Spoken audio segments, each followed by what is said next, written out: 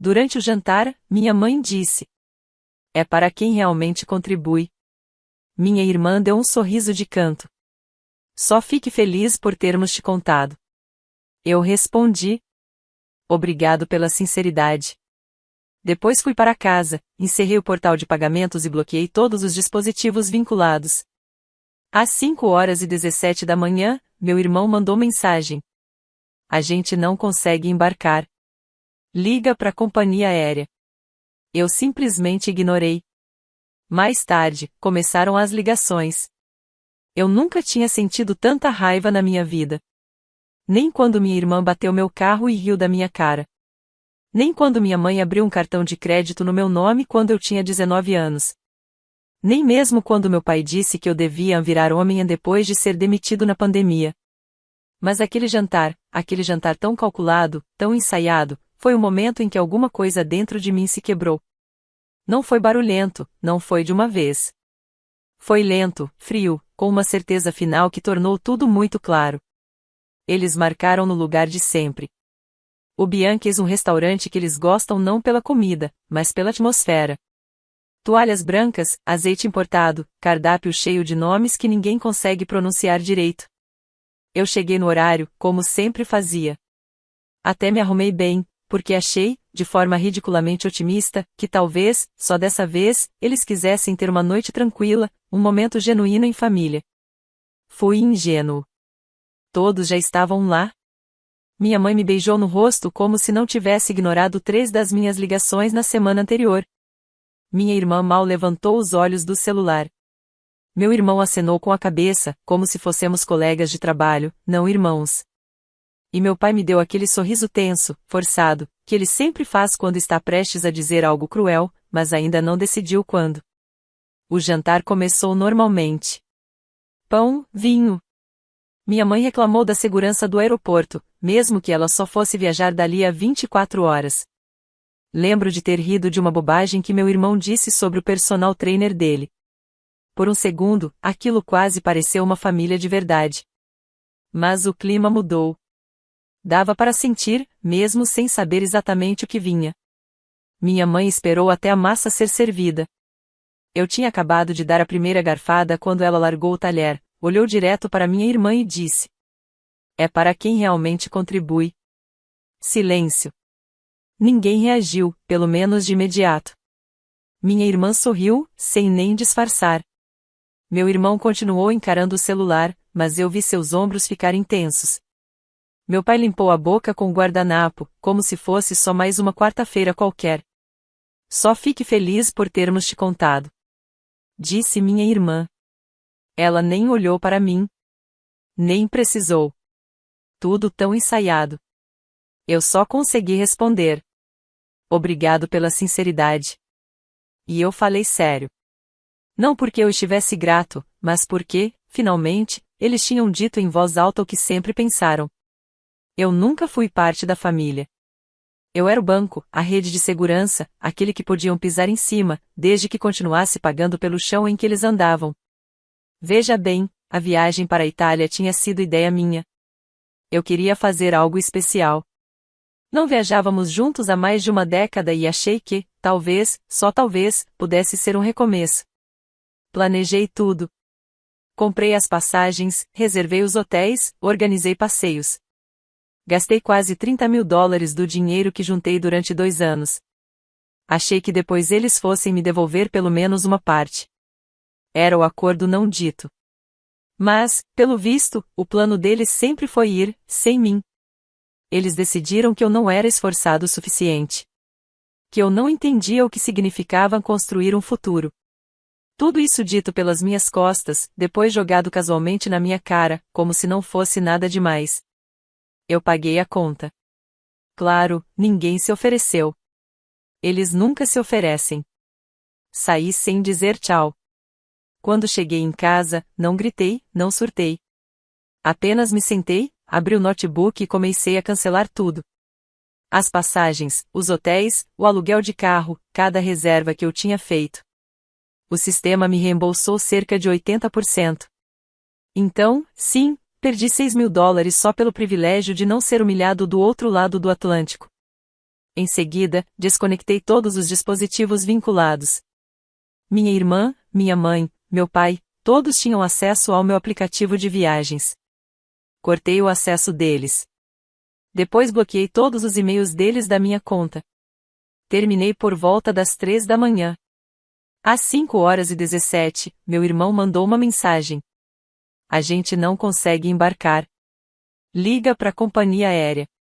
Às 6, eu já tinha 5 chamadas perdidas da minha mãe, 2 do meu pai, 3 da minha irmã. Uma mensagem do meu pai dizia apenas: "O que você fez?" Às 8h10 o telefone tocou de novo. Atendi. "Você tá fora do apartamento. Quero você for até a semana que vem." E ele desligou. Eu fiquei ali parado no silêncio, olhando ao redor do lugar que eu chamava de casa há 2 anos. Tecnicamente, deles. Eu pagava $1.000 por mês para morar ali. Menos do que o preço de mercado, claro, mas era tratado como um adolescente. Eles decidiam quando o ar-condicionado podia ser ligado, quem podia me visitar, qual móvel era aceitável. Semana que vem? Não.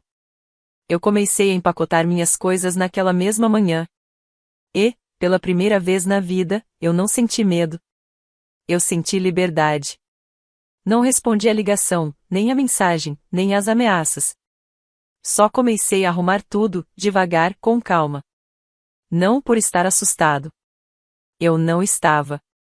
Mas porque queria lembrar. Queria lembrar de cada peça de roupa dobrada, cada gaveta esvaziada, cada objeto pequeno que um dia achei que era sortudo por ter enquanto morava naquele apartamento.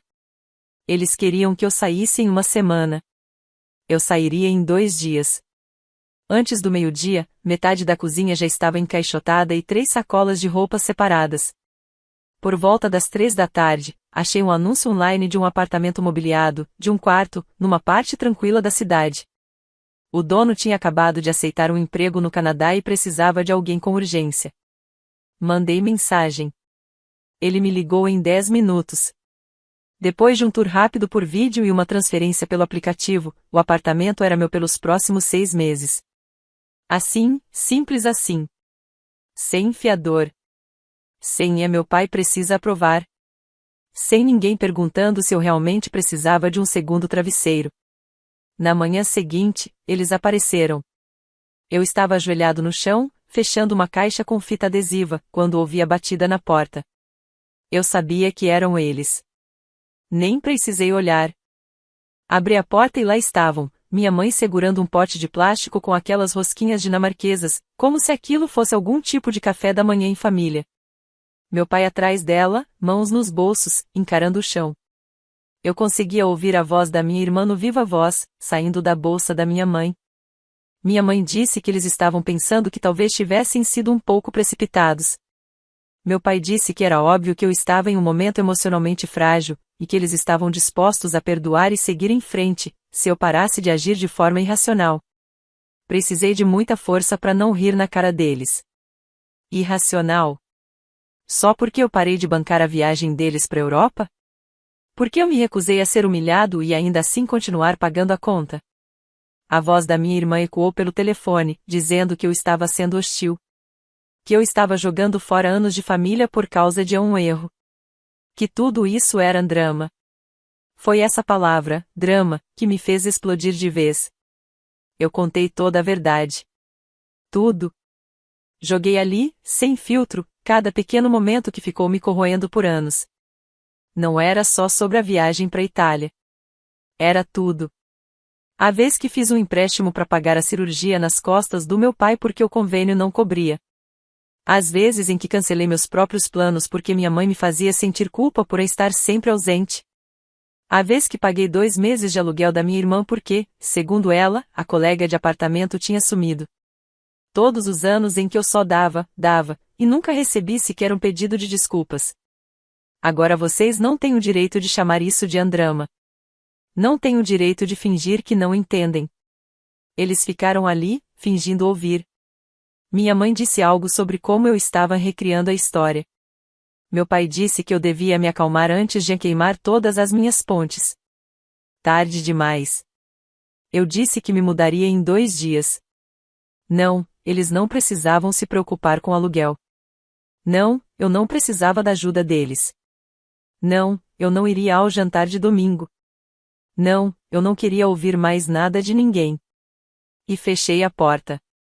Eles não voltaram naquela noite. Nem no dia seguinte.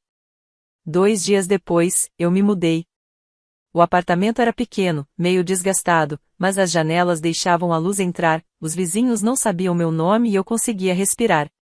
Não deixei endereço novo. Eu não devia isso a eles. Pela primeira vez em anos, eu me sentia uma pessoa de novo. Inteira. Não uma carteira com batimentos cardíacos, não um plano B, só. Henry. Achei que ali terminava a história. Mas não terminou. A primeira semana no novo apartamento parecia um sonho. Eu acordava esperando alguma mensagem passivo-agressiva no grupo da família, uma lição de moral sobre a união familiar ou um lembrete para tirar o lixo, mesmo depois de anos sem morar debaixo do teto deles. Mas não veio nada. Só silêncio. E foi um tipo de silêncio que eu nem sabia que precisava, até tê-lo. Fui preenchendo meu espaço aos poucos. Comprei um sofá barato no Facebook Marketplace. Montei minha escrivaninha na frente da janela. Comprei uma máquina de expresso usada, porque eu podia. Cada escolha, cada pequena decisão, eram minhas. Ninguém me vigiando. Ninguém perguntando por que eu precisava de alguma coisa. Ninguém me fazendo sentir culpa por causa das minhas prioridades. Então, 1,5 semanas depois de eu ter me mudado, recebi um e-mail. Assunto: por favor, nos ligue. É urgente. Era da minha mãe. Apaguei sem nem abrir. 1 hora depois, chegou outro, do meu pai. Precisamos conversar. É importante. Por favor, não nos ignore. Silenciei a conversa, mas não resisti a dar uma olhada nas redes sociais deles. O Instagram da minha irmã tinha sumido. Meu irmão parou de postar os check-ins da academia. O Facebook da minha mãe não tinha publicado um único meme de gato há dias, o que, vindo dela, basicamente era um pedido de socorro. Então veio o terceiro e-mail, dessa vez da conta do meu irmão. Oi, aconteceu uma coisa. Por favor, só me liga. Eu não liguei. Fiquei horas olhando para aquela mensagem, me perguntando se alguém tinha se machucado de verdade. E, por um momento, aquela velha culpa voltou a aparecer. Aquele reflexo que eles enfiaram em mim desde sempre, de que tudo era, de algum jeito, minha responsabilidade. De que ignorá-los me tornava um filho ruim, um irmão ruim, uma pessoa sem coração. Mas esse momento passou. Quando finalmente abri o e-mail, só por curiosidade, ele já estava desatualizado. O conteúdo era vago, como se tivessem medo de explicar tudo por escrito. Mas dava para entender pelo tom. Alguma coisa tinha dado errado. Algo grande. 2 dias depois, eu descobri o que era. Não foi por eles. Quem me contou foi meu primo, o Derek. Aparentemente, a companhia aérea nunca reembolsou as taxas daquele trecho não reembolsável da viagem. O hotel em Roma cobrou uma taxa de cancelamento que, convenientemente, estava escondida nas letras miúdas. E o seguro viagem? Ninguém deles chegou a fazer a solicitação corretamente, porque ninguém nunca tinha lido a apólice que eu tinha comprado. Prejuízo total para eles, quase $8.000. Para piorar, meu pai tinha colocado parte disso num cartão que já estava atrasado. O banco bloqueou a conta dele depois de um pagamento não reconhecido, e o reembolso da faculdade da minha irmã acabou não saindo. A viagem que nunca aconteceu ainda assim conseguiu arruinar eles financeiramente. O karma tem um timing perfeito. E foi aí que eles começaram a implorar. As ligações voltaram, dessa vez com força. Mensagens de voz. Meu pai gaguejando, dizendo que precisava conversar. Minha mãe chorando. Minha irmã dizendo que aquilo tinha ido longe demais e que todos estavam sofrendo. Eu ouvi todas. Não respondi nenhuma. Até que, numa manhã de terça-feira, minha mãe ligou 5 vezes seguidas. E na última mensagem de voz, tudo mudou. Ela disse, entre soluços, que se eu não ajudasse agora, eu não seria mais filho deles. Eu ouvi essa mensagem 2 vezes. Fiquei ali, parado, encarando a parede enquanto aquilo se encaixava na minha cabeça. Você não é mais nosso filho. Era para me fazer sentir culpa, para me manipular, mas não doeu como eles imaginavam. Soou patético, desesperado, vazio. Eu não respondi. 2 meses se passaram. Eu comecei a sentir que finalmente tinha reencontrado um ritmo. Mercado, trabalho, amigos, paz. Eu estava dormindo melhor. Minha aparência estava mais saudável. As pessoas notaram. Então, numa tarde qualquer, algo me fez parar no meio da rua. Eu estava indo almoçar e vi o carro do meu pai. Só que, não era meu pai dirigindo. Uma semana depois, meu primo me mandou um print. Eles tinham vendido o carro.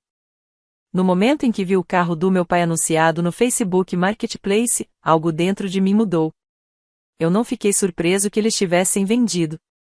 Eles sempre colocaram orgulho acima de planejamento. Mas o que me pegou de surpresa foi a velocidade com que tudo desmoronou. Apenas 2 meses desde o cancelamento da viagem, e eles já estavam se desfazendo daquilo que, durante anos, foi o maior símbolo dele. Aquele carro era a identidade do meu pai, seu trono, seu jeito de dizer ao mundo quem ele era. Agora provavelmente era o primeiro carro de algum adolescente, cheio de fumaça de vape e más decisões. Eu achei que aquele era o fundo do poço deles. Mas não era. Uma semana depois, assim que voltei do mercado, encontrei alguém parado na porta do meu apartamento. Moletom, óculos escuros, mochila. Por um segundo achei que fosse um vizinho. Mas reconheci. Era meu irmão. Eu não ouvia dele desde aquela noite. Desde as mensagens frenéticas no aeroporto. Nenhum aviso agora também. Só apareceu, como se fosse uma sitcom e a gente estivesse prestes a se reconciliar tomando cerveja. Ele não esperou convite. Passou direto por mim, sentou na beirada do meu sofá e falou logo de cara. Eles precisam de ajuda. Eu encostei na parede e ouvi. Pelo visto, a situação tinha piorado. As economias acabaram. Os cartões de crédito foram bloqueados. O banco começou a enviar notificações. As horas da minha mãe no trabalho foram cortadas. Minha irmã, que sempre foi vista como a bem-sucedida, estava sob investigação no RH da empresa por algo envolvendo o uso indevido do cartão corporativo. Ele não deu detalhes, e eu também não perguntei. E então ele soltou. Eles estão atrasados com a hipoteca. Aquela mesma casa que eles sempre usaram para me lembrar o quanto eu era sortudo por morar lá pagando só $1.000 por mês. Agora, estava em risco. 2 meses de atraso. O banco já tinha enviado notificações. Eu não disse nada. Ele abriu a mochila e tirou um envelope, como se fosse fazer uma grande revelação. Lá dentro, extratos bancários impressos, um contrato de pagamento já redigido, um pedido formal me pedindo um empréstimo de $10.000 para estabilizar as coisas. Tinha tópicos, assinaturas, taxa de juros, como se fossemos sócios e não família. Eu olhei para os papéis. Depois olhei para ele. Um contrato. Depois de tudo. Ele disse que queriam me mostrar que estavam levando aquilo a sério. Que não era só mais um pedido de esmola. Eu não ri. Não gritei. Apenas me levantei, fui até a cozinha e peguei 2 copos de água. Coloquei um na frente dele, sentei com o meu e esperei. Ele começou a preencher o silêncio com desculpas. Disse que estavam estressados. Que as coisas que disseram não saíram da forma como deveriam. Que minha mãe não quis dizer aquilo quando falou que eu não era mais filho deles. Eu só escutei. Depois, com calma, simplesmente disse: não. Ele piscou, como se eu tivesse falado em outra língua. Não. Eu não vou ajudar. Não de novo. Ele ficou sentado ali por um bom tempo. Então disse algo que ficou ecoando na minha cabeça. Se você não ajudar, as coisas podem piorar muito. Eu respondi que já tinham piorado. E fui até a porta. Ele não discutiu. Apenas se levantou, murmurou algo sobre andar um jeito e foi embora. Naquela noite, recebi uma mensagem de voz da minha mãe. A voz dela estava trêmula. A gente não devia ter dito aquilo. de você não ser mais nosso filho. Estávamos com raiva, com medo. Você sabe, não foi o que quisemos dizer. Eu apaguei sem pensar duas vezes. Porque, no fundo, já não importava mais se foi da boca para fora ou não. Era aquilo que eles realmente pensavam. Eu só era família enquanto fosse útil. Quando não era, eu era descartável. Mas, 3 dias depois, aconteceu algo que me pegou completamente desprevenido. Recebi um e-mail de alerta de fraude do meu serviço de monitoramento de crédito. Alguém tentou fazer um empréstimo consignado de $3.500 no meu nome, usando meu endereço antigo, meus dados. Não conseguiram porque, por precaução, eu tinha congelado meu crédito logo depois de me mudar. Na época foi só por segurança. Eu nunca imaginei que seriam eles. Pedi a cópia da solicitação. Tudo batia. Nome, data de nascimento, CPF. Não era hacker.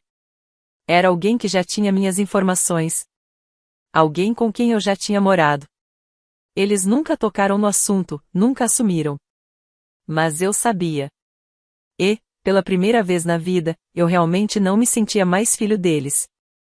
Eu me sentia um alvo. Eu não confrontei ninguém. Não adiantaria. Se eles estavam dispostos a usar minha identidade para arrancar dinheiro, qualquer resquício de relação não valia a pena manter. Fiz o boletim de ocorrência, bloqueei meu crédito com ainda mais rigor, adicionei alertas nos órgãos de proteção e segui minha vida, em silêncio, sem cena. Isso é o que eles nunca entenderam. Cortar alguém da sua vida não precisa vir com gritaria. Às vezes é só uma porta trancada e silêncio.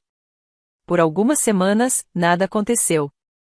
As mensagens pararam. As ligações também. Eu quase comecei a acreditar que eles finalmente tinham aceitado. Mas, do nada, recebi uma mensagem da minha prima Lena. Apenas um print. Sem legenda. Era um post da minha mãe no Facebook. Ela marcou metade da família e escreveu: algumas pessoas fingem ser família até você precisar delas. Algumas pessoas fingem te amar até você deixar de ser útil. Mas tudo bem. Deus vê tudo. Havia comentários, muitos. Todos vagos, mas carregados de indiretas. Sinto muito, Marie, você não merece isso. Tem gente que esquece quem criou. Deus vai cuidar disso. E então vieram as mensagens diretas. Tias, tios, até minha avó. Por que eles estão dizendo essas coisas? O que aconteceu com sua mãe? Você precisa resolver isso, Henry. Família é tudo que temos. Eu não respondi a maioria. Mas aí meu tio Jeff ligou. Não foi recado de voz, foi ligação mesmo. Eu atendi. Ele foi direto. O que diabos aconteceu? Então eu contei tudo. A viagem para a Itália, o cancelamento, a ameaça de despejo, as manipulações, a tentativa de empréstimo no meu nome. Cada detalhe feio que eu tinha engolido em silêncio, achando que eles poderiam mudar. Dessa vez, sem adoçar nada. Ele não me interrompeu. Só ouviu. Quando terminei de contar tudo, ele ficou em silêncio por alguns segundos. Depois disse: Jesus Cristo, Henry. Eles não contaram nada disso pra gente. Mais tarde, naquele mesmo dia, meu primo Derek me mandou mensagem de novo. Ele tinha ligado para minha mãe depois de ver o post. Disse que ela tentou chorar durante a ligação, distorcendo tudo para parecer que eu era instável, perigoso. Mas, naquele ponto, a maioria dos parentes já tinha ouvido a história verdadeira e não estavam mais caindo nessa. Um por um, os comentários no post dela começaram a sumir. No dia seguinte, o post também desapareceu. Então veio o golpe final. Minha mãe me mandou mensagem, não para se desculpar, não para demonstrar arrependimento. Ela simplesmente escreveu: espero que esteja feliz. Você virou todo mundo contra a gente. Fiquei olhando aquela frase por um minuto. Depois escrevi apenas uma resposta. Você fez isso sozinha. Enviei. Bloqueei. E, pela primeira vez em anos, não senti culpa. Depois que bloqueei, achei que tudo fosse finalmente ficar em silêncio. Achei que aquilo fosse o fim. O último golpe baixo, a última tentativa patética. Mas eu devia saber melhor. Silêncio nunca foi o estilo da minha família. Se eles não podiam me controlar, tentariam controlar a forma como as pessoas me viam. 3 dias depois, acordei com uma enxurrada de notificações. Aparentemente, minha mãe tinha feito um novo post no Facebook, daqueles dramáticos, fundo preto com texto branco, o tipo que grita vítima a quilômetros de distância. Estava escrito: ele não está bem mentalmente. Por favor, rezem pelo meu filho. Estamos de coração partido, mas fazendo o nosso melhor. Tem coisas que fogem do nosso controle. Ela não citou meu nome, mas todo mundo sabia de quem ela estava falando. E, para não restar dúvida, ela mesma comentou no próprio post com uma foto antiga minha, com 12 anos, sorrindo num piquenique de família. Eu me senti enjoado. Então as ligações começaram. Primeiro minha avó. Depois a Nereza. Depois um primo distante que eu nem falava há anos. Todos preocupados. Tinham ouvido dizer que eu estava em crise, que eu podia estar doente, que tinha perdido o contato com a realidade. Alguns até perguntaram se eu estava usando drogas. Eu ri. Por um minuto, ri de verdade. Não porque era engraçado, mas porque era tão previsível. Mas aí veio a surpresa. Uma ex-colega da minha mãe, Cheryl, entrou em contato. Eu mal lembrava dela, mas disse que sempre gostou de mim, que achava que eu era educado e queria me dar um aviso. Pelo visto, minha mãe andava chorando no trabalho, dizendo que eu tinha me afastado, feito ameaças, que ela temia pela minha segurança, e pela deles. Ela chegou a sugerir para Cheryl que estava pensando em pedir uma ordem de restrição contra mim. Aquilo me congelou por dentro. Eu não tinha feito nada. Nenhuma ligação, nenhuma visita, nenhuma ameaça. Nem sequer uma mensagem depois que saí de lá. Mas ela estava plantando a dúvida, só o suficiente para espalhar medo, só o suficiente para criar ambiguidade. Foi quando percebi que aquilo já não era mais sobre dinheiro. Era sobre controle. Eles não conseguiram me envergonhar para ajudar. Não conseguiram me fazer sentir culpa para voltar. Então agora tentavam me isolar, uma relação de cada vez. Eu estava furioso. Mas aí aconteceu algo que eu nunca esperei. Tio Jeff, o mesmo a quem contei tudo, fez um post público naquela tarde. Nome completo marcado. Corajoso.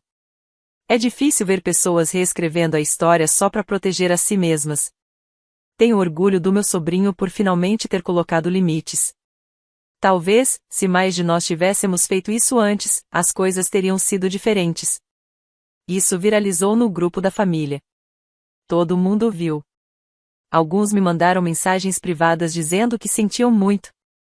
Outros compartilharam histórias de como também tinham sido manipulados. Descobri que eu não era o único que meus pais tinham feito de capacho ao longo dos anos. Eu só fui o primeiro a revidar desse jeito. Então veio a última surpresa. Meu pai me mandou um e-mail, sem assunto, sem saudação, só uma linha. Você já envergonhou essa família o suficiente. Estamos te bloqueando. E foi isso. Sem pedido de desculpas, sem tentativa de reconciliação. Só mais uma tentativa patética de se sentir no controle. E eu deixei. Porque, naquele ponto, eles já não eram mais minha família. Eram apenas pessoas que um dia eu conheci. Atualização: já faz pouco mais de um mês desde a última mensagem do meu pai. Aquela em que ele disse que eu envergonhei a família e que iam me bloquear. Eu nunca respondi. Nem precisei. Aquilo foi o último fio cortado. O último barulho. Depois disso, tudo simplesmente parou. Pela primeira vez na minha vida, não sinto tensão quando olho o celular. Não sinto pânico quando abro a caixa de entrada. Não carrego mais aquela obrigação sufocante todo fim de semana. Só silêncio e liberdade. Minha vida não é glamourosa, mas parece real. Ainda moro num apartamento pequeno, com portas de armário tortas e uma torneira que assovia feito cobra toda manhã. Ainda como bolinhos congelados bem mais do que deveria, mas aqui eu posso respirar. Posso deixar louça na pia. Posso assistir filme às 2 da manhã sem ninguém bater na porta perguntando por que a luz ainda está acesa. Algumas semanas atrás, comprei uma mesinha de jantar usada e montei sozinho. Não liguei para ninguém pedindo ajuda. Não pedi aprovação. Só fiz. Cada parafuso entrou torto, mas ela tá de pé. Aquela mesa significa mais para mim do que qualquer coisa que deixei para trás no apartamento deles. Adotei uma gata. Olive. Uma peste. Derruba as coisas do balcão por diversão, me apronada às 4 da manhã, e me segue pela casa como se quisesse garantir que eu não vai estragar tudo de novo. Acho que ela me entende. O trabalho está estável. Na verdade, até melhor. Sem o desgaste emocional constante, tenho sido mais criativo, mais focado. Até comecei a fazer os freelas por fora e consegui alguns clientes bons. Finalmente tô juntando dinheiro numa poupança que só eu tenho acesso. Alguns parentes distantes me procuraram desde então. Alguns pediram desculpas. Outros admitiram que sempre suspeitaram que tinha algo errado na forma como meus pais me tratavam. Uma prima até me agradeceu. Disse que me ver se impondo deu a ela coragem para finalmente sair da casa tóxica onde morava. Meus pais não ouviram mais nada de mim. Eu não sinto falta. Não porque os odeie. Só estou cansado de interpretar o papel que escreveram para mim, o bom filho, o confiável, a carteira ambulante, o escudo entre o caos deles e o resto do mundo. Ainda penso neles às vezes, especialmente de madrugada. Me pergunto se arrependem de alguma coisa. Se sentam naquele apartamento silencioso agora e se perguntam o que poderiam ter feito diferente. Provavelmente não. Mas isso já não é mais problema meu. Aqui está o que eu aprendi: quando as pessoas dizem que família é para sempre, elas não estão erradas. Mas, às vezes, a família em que você nasceu não é a que você deve manter. Às vezes, você constrói a sua com os amigos que perguntam como você tá, com o vizinho que te chama para jogar, com a gata que se enrosca no seu peito quando você não consegue dormir. Eu achei que ia me sentir vazio sem eles. Em vez disso, me sinto completo. Inteiro, até. E, pela primeira vez em anos, não tô tentando recuperar o que perdi. Tô finalmente construindo o que nunca tive.